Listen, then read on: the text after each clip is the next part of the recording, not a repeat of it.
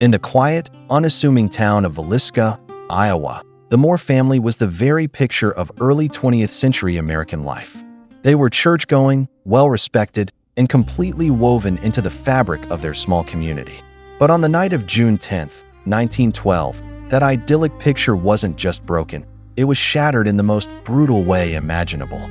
8 people, including 6 children, were bludgeoned to death with an axe as they slept in their beds. The crime scene the killer left behind was just bizarre. Mirrors were covered, strange objects were left at the scene, and there was an almost ritualistic sense of order in the middle of all the chaos. The list of suspects included a powerful state senator, a suspected hired killer, and a deeply disturbed traveling preacher, but the killer was never caught. Now, over a century later, the house where this unspeakable tragedy occurred isn't just a cold case. It's known as one of the most haunted places in America. This is the story of the Villisca Axe Murders, a brutal, unsolved crime versus an active, terrifying haunting.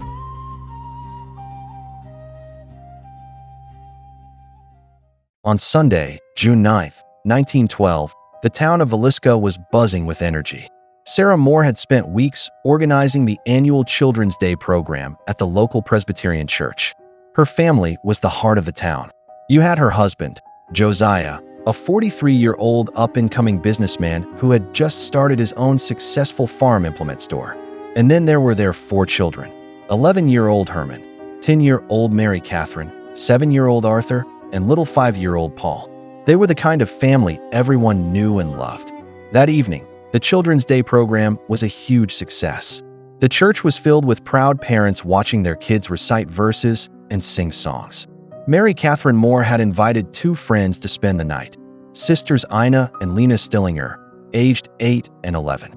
After the event, the whole group of 8 walked home together under the dim streetlights, arriving at their small, white frame house on East 2nd Street around 10 p.m. They had milk and cookies, a simple, happy end to a simple, happy day. It was the last meal they'd ever eat. The next morning, Monday, June 10th, the sun rose over a strangely quiet Moore house. Mary Peckham, their next-door neighbor, started to get concerned. The Moores were always up early, and the house should have been bustling by now. But there was just an eerie stillness.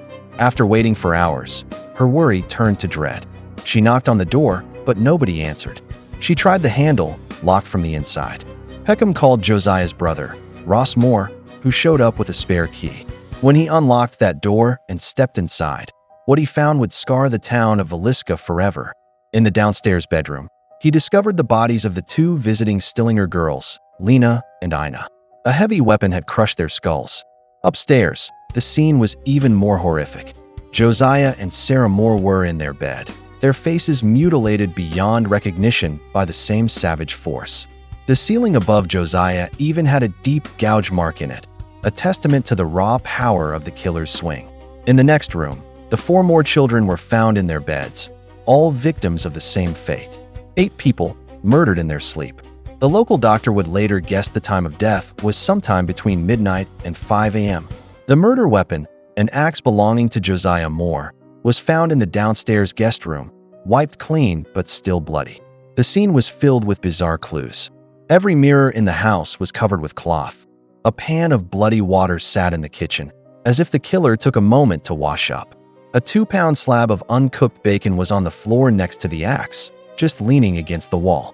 And, a detail that's still debated, some accounts claim that investigators found 2 spent cigarettes in the attic, suggesting the killer had hidden there, patiently waiting for the family to fall asleep. The investigation that followed was, by today's standards, a complete catastrophe. Word of the murders spread like wildfire, and within hours, hundreds of curious townspeople poured into the house. They trampled all over the crime scene, handled the murder weapon, and contaminated any evidence that might have been there. Souvenir hunters reportedly even stole pieces of Josiah Moore's skull. In an era before fingerprinting or DNA analysis, the investigation was doomed from the start. The killer had seemingly vanished, leaving behind nothing but a blood-soaked house and a town paralyzed by fear. With no clear leads and a chaotic crime scene, law enforcement started looking at anyone who might have wanted to harm the Moore family. This search would dig up a dark web of rumors and rivalries, creating a list of suspects we still debate to this day.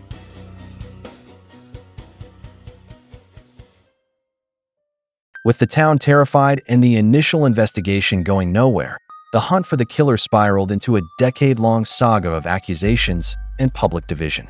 The list of potential suspects was baffling, from a powerful local figure to a mentally unstable drifter. Today, true crime enthusiasts are still split into three main camps: those who think it was a local hit born of jealousy, those who point to a disturbed individual acting on dark impulses, and those who believe the killer was a phantom traveler, a serial murderer just passing through on the train. The first and most prominent suspect was Frank F. Jones, who was arguably the most powerful man in Villisca. Jones was an Iowa state senator and a wealthy businessman. Josiah Moore had actually worked for Jones for years before striking out on his own in 1908. But when Josiah left, he didn't just quit. He took the highly lucrative John Deere farm implement franchise with him, becoming Jones's direct and very successful competitor. This business rivalry was common knowledge, and rumors flew about bad blood between the two. Some people even whispered about an affair between Josiah and Jones's daughter-in-law, which would have added personal humiliation to the professional rivalry. The theory, pushed hard by a private investigator named James Wilkerson, was that Frank Jones was too old and prominent to have swung the axe himself. Instead, Wilkerson claimed Jones hired a contract killer. The town of Villisca was torn in two. The Moores Church was largely convinced Jones was guilty, while Jones's own church fiercely defended him. Despite the strong motive, Frank F. Jones was never arrested. A grand jury investigation failed to find enough evidence, and he publicly denied any involvement until his death. This brings us to the second major suspect, William Blackie Mansfield, the man Wilkerson believed was Jones's hired gun. Wilkerson was convinced Mansfield was a prolific serial killer, linking him to a string of other eerily similar axe murders across the Midwest. The signature details were striking. Victims were killed with an axe, mirrors were covered, and a lamp with its chimney removed was left at the scene. Mansfield was arrested in 1916, and it seemed like a breakthrough. But the case against him fell apart pretty quickly. Mansfield had a rock-solid alibi. Payroll records proved he was working hundreds of miles away in Illinois on the night of the murders. He was released and later won a lawsuit against Wilkerson for defamation. For many, this shot the hired killer theory full of holes. But for others, it just meant that if Jones was involved, he hired someone else, someone who was never found. But what if the killer wasn't a professional? What if it was someone much more psychologically disturbed? Before we get into the mind of the man many believe was the true Villisca killer, I want to hear from you. The world of true crime is full of complex cases like this one, where the truth feels like it's just out of reach. If you find these historical mysteries as compelling as I do, make sure to hit that subscribe button and ring the notification bell. That way, you won't miss our next investigation into the dark corners of history. Now back to the story.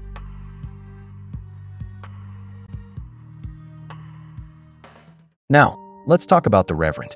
Perhaps the most fascinating and frankly, strangest suspect of them all was Reverend Lyn George Jacqueline Kelly. Kelly was an English traveling minister who just so happened to be in Villisca on the night of the murders, even attending the same Children's Day service as the Moore family. He was known for his bizarre behavior, a history of mental illness, and his self-confessed sexual obsessions. He was a known peeping Tom and had a history of sending inappropriate letters to women. Suspicion fell on him almost immediately. He left town on a train in the early morning hours of June 10th, before anyone even knew about the bodies. Weeks later, he allegedly sent a blood-stained shirt to be laundered, but the most damning evidence came from Kelly himself. During an interrogation, he gave a detailed, signed confession, claiming a voice from God told him to slay and destroy the family. His confession included tiny details about the crime scene that investigators felt only the killer could know. It seemed like an open and shut case, but it wasn't. Reverend Kelly was tried twice. The first trial ended with a hung jury. The second trial ended in a swift acquittal. His lawyers successfully argued that his confession was forced out of a mentally unstable man under intense police pressure. They painted him not as a monster, but as a nut, a deeply disturbed person who might have even convinced himself he was guilty. The so-called bloody shirt was dismissed when laundry workers said receiving bloodstained shirts was common back then. Reverend George Kelly walked free. Beyond these three, other theories have stuck around. Some point to a transient named Andrew Sawyer, who was detained but later cleared. A more chilling theory, championed by modern researchers, suggests the Villisca murders were part of a much larger killing spree. This theory argues that a serial killer was using the railroad to travel the country, committing dozens of similar axe murders between 1898 and 1912. The killer would arrive in a town, find a family near the tracks, murder them, and then disappear on the next train out. In that scenario, the Moores were simply in the wrong place at the wrong time. Ultimately, the legal system failed. No one was ever convicted. The case went cold, leaving a permanent scar on the small Iowa town. But while the search for a killer in the physical world faded away, another investigation was just beginning, one that looked into the world of the supernatural. The house on East 2nd Street was no longer just a crime scene. It was about to become one of the most famous haunted houses in America.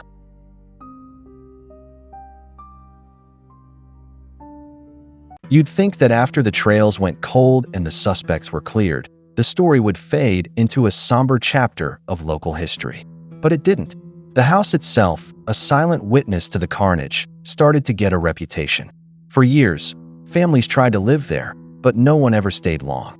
Then, in the 1990s, a woman named Martha Lynn bought the house, saving it from being torn down and restoring it to its 1912 condition.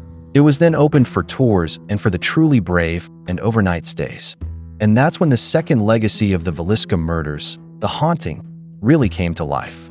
Today, the Villisca Axe Murder House is a paranormal hotspot, drawing ghost hunters and curious tourists from all over the world. The reports from visitors paint a picture of a house soaked in residual energy, a place where the echoes of that horrible night have never faded. So, what are people actually experiencing in this house? For starters, the sound of children's voices. Visitors and investigators have captured tons of EVPs, or electronic voice phenomena. In the chilling quiet of the house, they've recorded what sounds like children laughing, playing, and sometimes crying. One group of investigators even captured a clear EVP of a child's voice saying "mommy" while they were in the children's room. These disembodied sounds are often heard coming from the upstairs bedrooms where the Moore children and the Stillinger sisters spent their last moments. Footsteps are another frequent report, often heard pacing upstairs or coming from the attic, the very place the killer might have waited. One paranormal investigator who has spent over 15 years researching the house had a terrifying experience. While conducting an EVP session in a closet, he heard heavy footsteps walk up the stairs and enter the room he was in. Convinced it was an intruder, he kicked the closet door open, only to find the room completely empty. Shadow figures are also a staple of the Villisca hauntings. They're often seen darting out of the corners of rooms or standing in doorways, especially on the second floor. Some visitors have even seen a strange, dense fog roll through the house, which some believe mimics the order in which the murders were committed. But maybe the most unsettling reports are the physical and emotional feelings people get.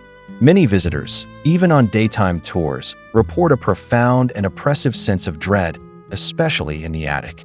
Feelings of intense sadness or unexplainable rage are common. There have also been reports of physical contact. One investigator felt a gentle tug on her hair while in the downstairs bedroom, not aggressive, but playful, like a child might do. However, not all the reported activity is so innocent. Some theories suggest it isn't just the victims who remain. Some believe the malevolent energy of the killer also lingers. In 2014, a paranormal enthusiast staying the night reportedly stabbed himself in the chest. He claimed he'd been provoking the spirits when he saw a flash of light and woke up in a hospital with no memory of doing it. Others have reported feeling sudden violent urges or being physically scratched by something they couldn't see. This has led to the chilling theory that the aggressive entity isn't one of the children, but the spirit of the murderer still trapped in the house with his victims. From closet doors slamming on their own to objects moving and beds shaking, the house seems to be in a constant state of unrest.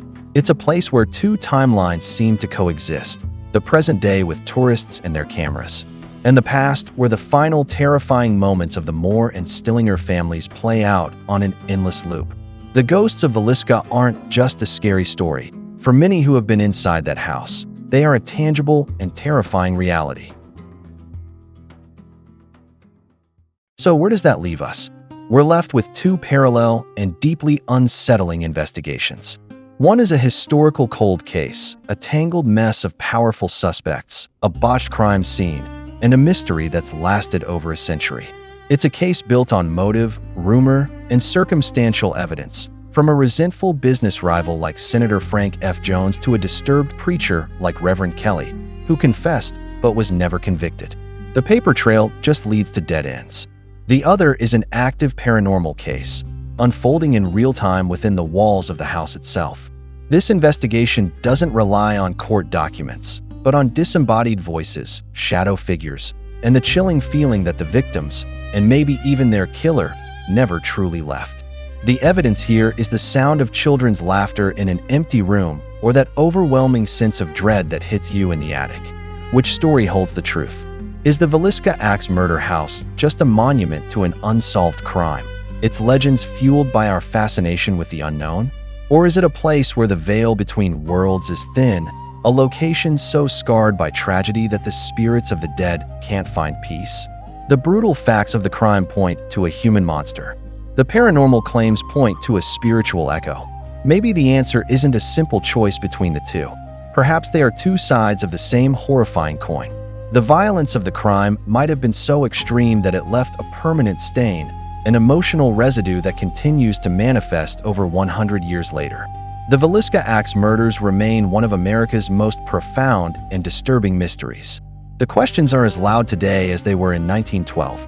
So now, I want to hear from you. After hearing the evidence, who do you think was the most likely suspect?